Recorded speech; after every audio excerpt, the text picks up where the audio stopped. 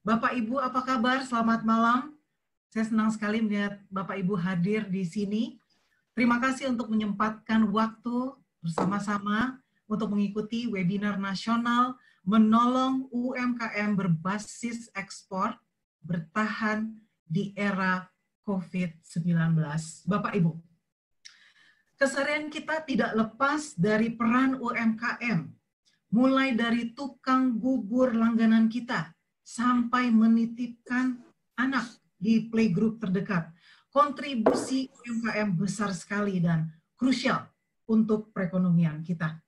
Kala kegiatan ekonomi, UMKM berkontribusi 60% terhadap pendapatan domestik bruto Indonesia dengan total pendapatan sekitar 8.160 triliun rupiah.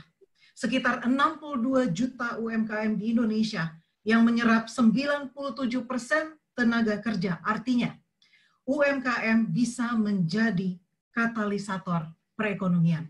Seperti yang kita ketahui saat ini, dunia termasuk Indonesia menghadapi krisis pandemi COVID-19 yang berdampak besar sekali terhadap UMKM. Malam ini sudah hadir 7 narasumber yang akan berbagi pengalaman dan pengetahuan mereka selama 2 jam ke depan. Saya berharap dengan apa yang nanti beliau-beliau ini sampaikan dapat memberikan masukan termasuk dorongan kepada kita semuanya, terutama kepada rekan-rekan UMKM berbasis ekspor. Bapak Ibu, izinkan saya untuk memberikan profil singkat para narasumber kita malam ini. Bapak Tantowi Yahya, Duta Besar Indonesia untuk Selandia Baru. Bapak Tantowi merupakan anggota DPR RI sejak tahun 2009 hingga 2015. Beliau juga pernah menjabat sebagai Wakil Ketua Komisi 1. Beliau juga merupakan founder dari Tantowi Yahya Public Speaking dan juga Managing Director untuk PT Cipta Daya Prestasi, termasuk menjadi Public Relation Manager PT BASF. Kemudian ada Bapak Billy Mambrasar.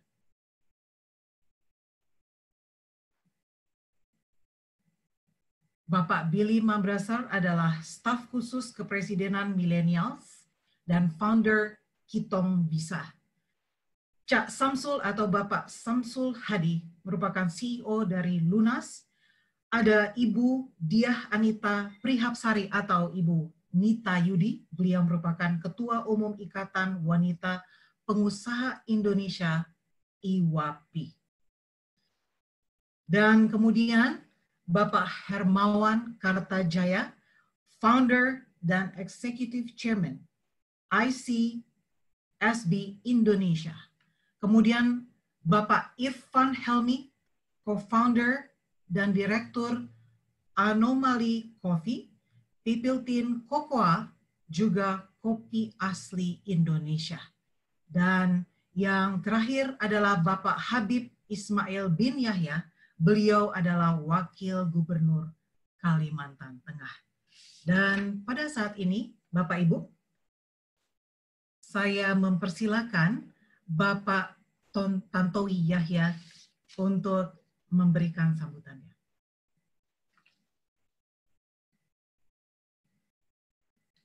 Assalamualaikum warahmatullahi wabarakatuh. Salam sejahtera bagi kita semua. Om Swastiastu.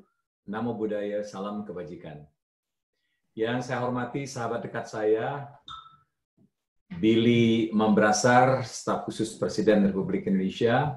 Yang saya hormati Guru Marketing Dunia, Bapak Hermawan Kertajaya. Yang saya hormati Bu Diah Anita, Presiden Ikatan Wanita Pengusaha Indonesia IWAPI.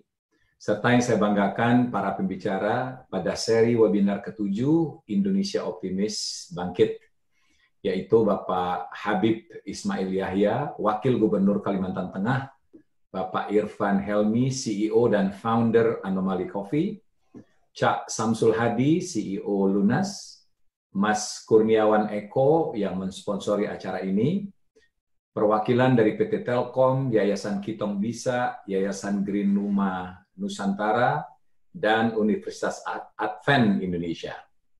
Dan yang saya cintai dan saya banggakan, para pemirsa webinar Indonesia Optimis Bangkit di seluruh Indonesia. Izinkanlah saya atas nama segenap jajaran KBRI Wellington di Selandia Baru untuk sedikit memberikan sambutan sekaligus memberikan semangat kepada Bapak dan Ibu semua para pelaku usaha di tanah air.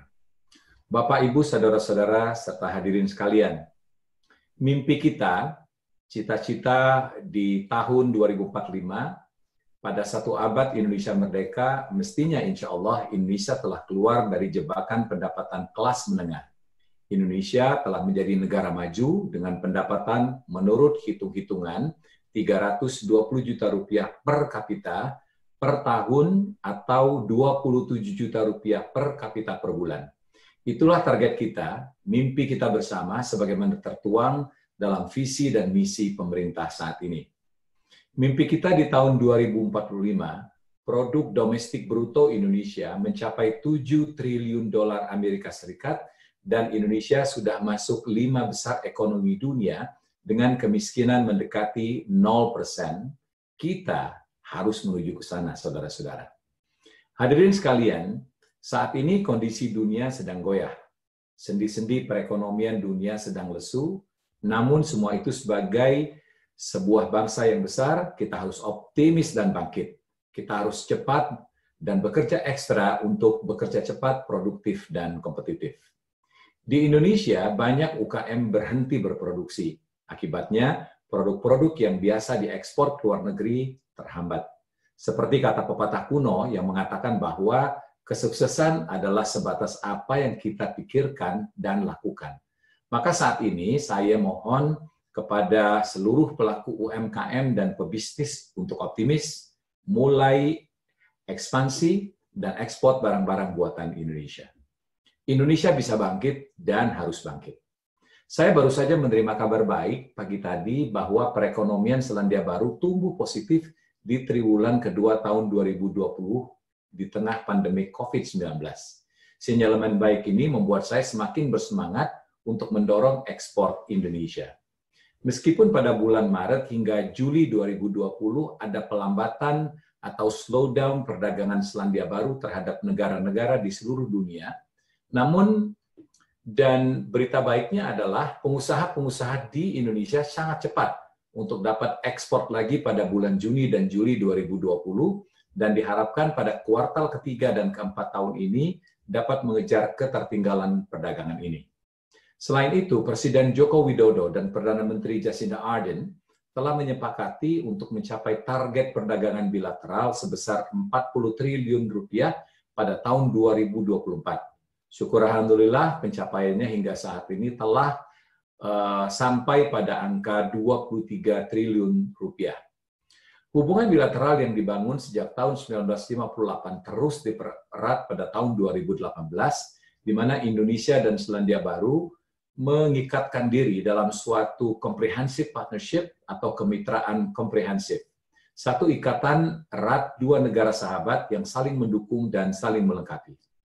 Kemitraan tersebut terus dipererat dengan penandatanganan Indonesia Selandia Baru Plan of Action yang berlaku untuk 5 tahun ke depan.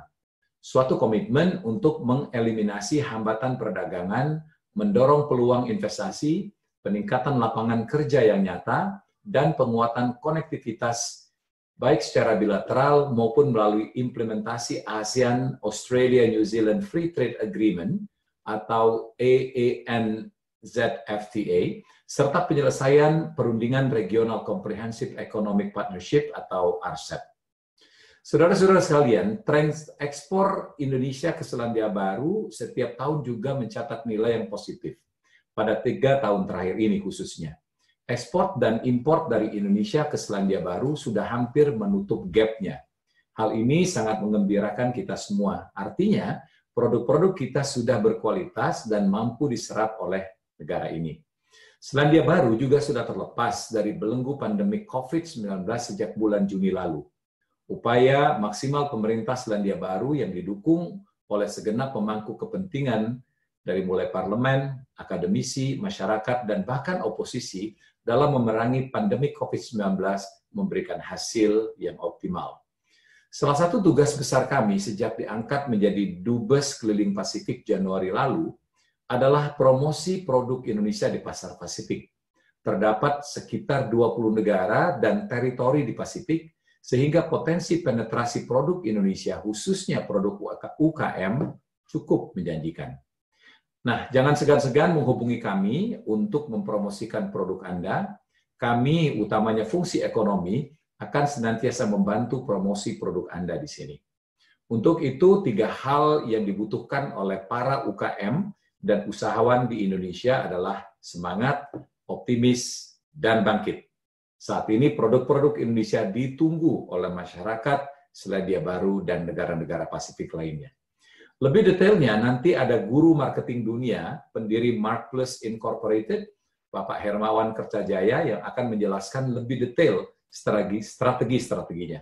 Tugas kami untuk mempromosikan produk-produk Indonesia dan membuka keran kerjasama. Untuk para milenial yang saat ini sedang berkiprah, kami juga menunggu Anda membuka usaha di Selandia Baru. Negara ini sangat terbuka untuk Anda milenial mengembangkan usahanya di sini. Ada Mas Irfan, pengusaha dari Anomali Cafe yang sangat terkenal, yang kami tunggu kehadirannya di Selandia Baru. Nah, sedangkan untuk pemirsa webinar yang kami muliakan, produk apa yang paling diminati oleh masyarakat Selandia Baru adalah produk-produk makanan, fashion, produk kecantikan, produk-produk yang berbahan baku kelapa sawit, kopi Indonesia juga sangat diminati di sini.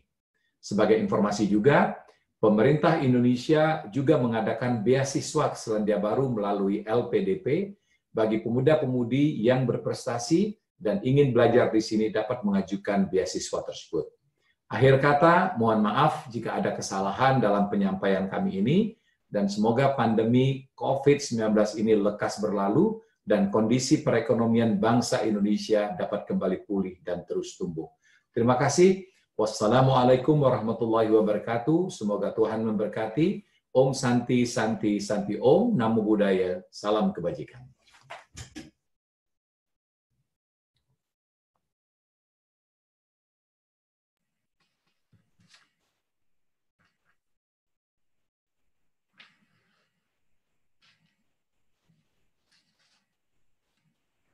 Terima kasih banyak Pak Tantowi. Sungguh menjadi sebuah encouragement yang luar biasa sekali untuk teman-teman UKM, di mana ada hubungan bilateral yang tadi disampaikan antara Indonesia dan juga Selandia Baru. Ada 3 hal: semangat, bangkit, dan optimis. Terima kasih banyak Pak. Dan saya mau minta kepada Cak Samsul, mungkin ingin memberikan pendapat, silakan Cak. Terima kasih Ibu Moderator yang murah senyum. Suara saya terdengar jelas ya, Bu ya? Terdengar. Oke. Yang saya hormati Pak Dubes, Pak Tantowi Yahya, di sana udah jam berapa ini? Semoga sehat selalu Pak, semangat bertugas di negeri yang jauh sekali. Kami tentu senang mendengar Selandia Baru sudah tren positif dari pandemi. Perekonomian juga di triwulan kedua sudah mulai positif pertumbuhannya. Ini hal yang sangat mengembirakan. Di tengah begitu banyaknya pasar tradisional ekspor Indonesia itu sedang drop di banyak negara, di Asia, Asia Timur, Asia Tengah, kemudian di Eropa, dan juga di Amerika, drop. Maka tentu ini berita bagus, bahwa Pak Dubes mengabarkan Selandia Baru tumbuh positif. Yang kedua, kami tentu harus berterima kasih pada pemerintah yang sudah punya perjanjian kerjasama yang sangat terbuka, sangat menguntungkan untuk kedua negara ini. Tentu ini peluang yang harus diambil. Dan yang ketiga, target perdagangan 40 triliun di tahun 2024 nanti, menurut saya ini milestone yang menarik, yang juga harus digarap dengan serius oleh kawan-kawan UMKM. Sehingga butuh connecting ya antara teman-teman produsen, teman-teman UMKM di sini dengan pasar yang ternyata Pak Dubes tadi menyampaikan tidak hanya di Selandia Baru, tapi beliau bertugas duta besar keliling di 20 negara di Pasifik. Wah, ini luar biasa. Sehingga nanti barangkali informasi lebih detail tentu kita akan butuhkan, walaupun tadi sudah disinggung ya, produk makanan, kemudian fashion, kecantikan, produk turunan dari kelapa sawit dan seterusnya. Tapi makanan ini seperti apa? Nah, ini juga perlu kita detailkan. Kalau sambal pecel kira-kira kan nggak laku di sana. Nah, ini harus kita temukan yang memang relevan. Saya kira demikian, bagus. Ini harus kita ambil peluangnya. Terima kasih.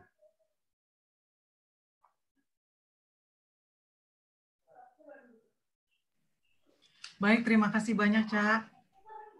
Nanti ada waktu lagi untuk Cak untuk lebih dalam lagi untuk sharing.